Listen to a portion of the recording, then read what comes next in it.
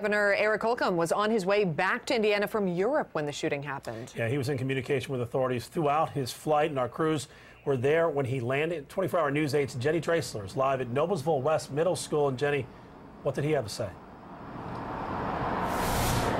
Well, you know, Mike and Brooke, it was supposed to be a good day. It was supposed to be a positive day today at the airport.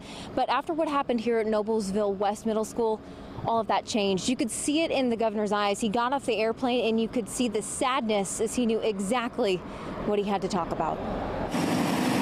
Had a more celebratory disposition.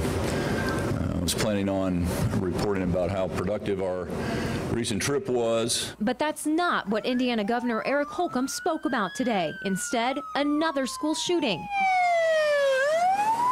This time in Indianapolis's own backyard.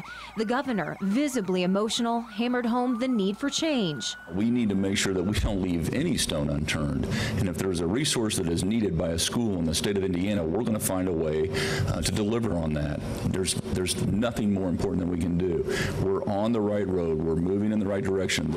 A sentiment that was echoed by State Superintendent Dr. Jennifer McCormick. We're going to try everything in our power to make sure that we are preventative, and if God forbid something happens, that we're ready on the responsive end. In order to prevent more tragedies like the one in Noblesville from happening again, the governor called for an audit of the state's school safety plans. There is funding and resources available to make sure that our schools are safe. We need to make sure, as we are right now, we've also called to audit.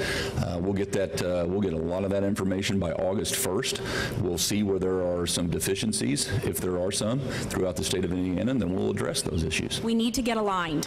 We need to discuss. We need to partner. We need to get efficient, and we need to be productive. And that is exactly what our communities and our schools across the state are working really hard to do.